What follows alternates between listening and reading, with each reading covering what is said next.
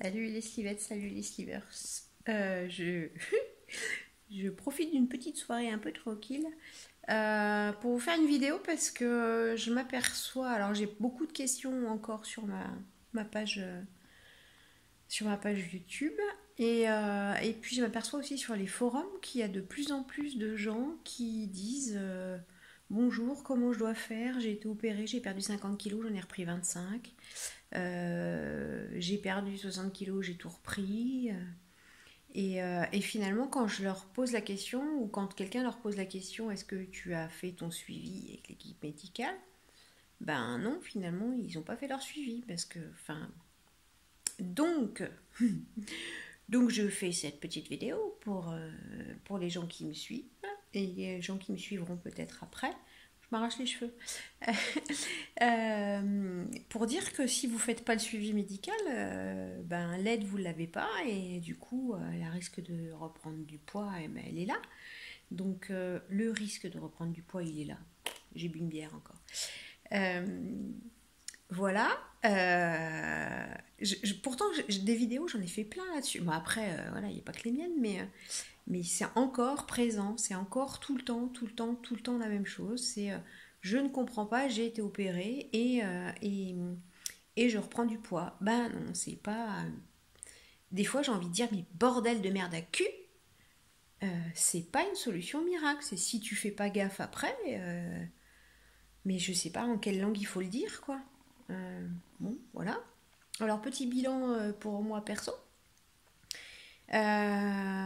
Donc, ça va faire 5 ans. Ça va faire 5 ans au mois de novembre, le 17 novembre, que j'ai eu ma sleeve. Donc, il y a 5 ans, je faisais 120 kilos. Aujourd'hui, j'en fais 66 parce que j'en ai reperdu encore. Et un truc bizarre, alors je sais pas, vous me direz si vous avez la même chose que moi. Quand j'allais pas bien avant, je bouffais et puis je stockais, parce que voilà. Et aujourd'hui, quand il y a un truc qui va pas, j'arrive pas à manger déjà. Ou quand j'arrive à manger, je me vide. Voilà. Donc naturellement, j'élimine les trucs qui vont pas.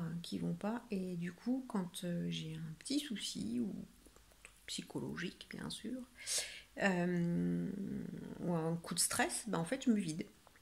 Donc là j'ai perdu 4 kilos parce que bah, voilà, j'ai emménagé dans ma grotte, il s'est passé plein de trucs. J'ai psychoté beaucoup et là ça va beaucoup mieux depuis 2 semaines. Je me suis pris enfin quelqu'un m'a gentiment mis une petite chasse, une petite tape sur le cul. Et voilà, ça fait du bien aussi d'avoir des gens derrière soi pour remettre un peu les pendules à l'heure. Il faut pas être seul, c'est pas bien du tout. Si tu es tout seul, c'est pas bien du tout. Quand on est opéré comme ça et voilà, il faut être accompagné. Pas toujours forcément de la même personne, mais il faut quelqu'un derrière pour recadrer. Alors, mes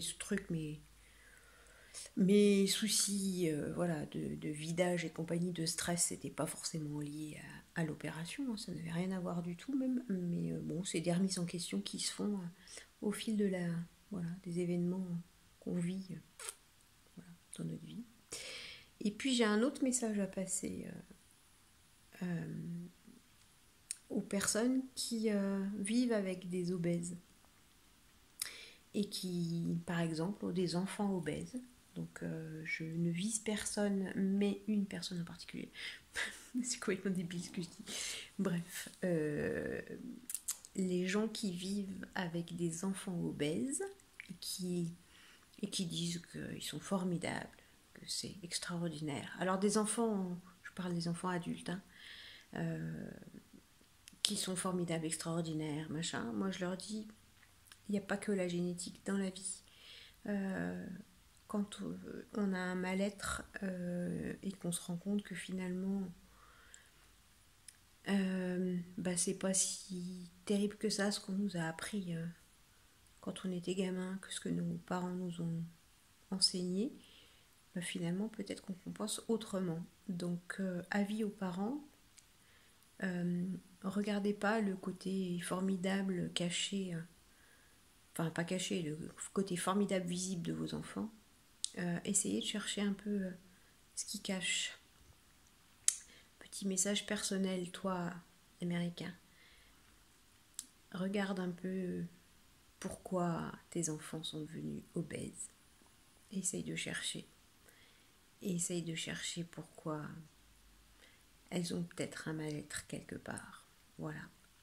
C'était message perso et pourquoi pas aussi collectif. J'ai vécu ça aussi.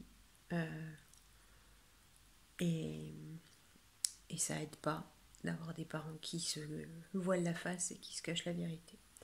Quand on est adulte, quand on est jeune adulte et qu'on commence à prendre du poids, c'est qu'il s'est passé quelque chose certainement dans la vie. C'est pas forcément lié aux parents, mais peut-être à l'environnement, à ce qu'on nous a appris. Et il faut savoir aussi écouter ce qu'on voit et pas écouter que ce qu'on entend. Petit message passé. Bon, alors faites votre suivi quand même, déconnez pas. 5 ans après, moi la diète, alors je la vois plus, hein, mais Aude, je suis sûre qu'elle va regarder la vidéo de toute façon. Mais je sais qu'elle est là. Je ne l'ai pas vue, la dernière fois que je l'ai vue, ça doit faire avant le Covid, 6 mois, 9 mois. Mais en gros, à la 4e année, je la voyais encore, quoi. Et puis chirurgien aussi. Et puis il faut s'investir aussi il faut s'investir soi-même dans sa perte de poids. Il ne faut pas laisser les choses se passer comme ça et puis attendre que le beau temps vienne. C'est un rééquilibrage alimentaire, ça c'est sûr et certain.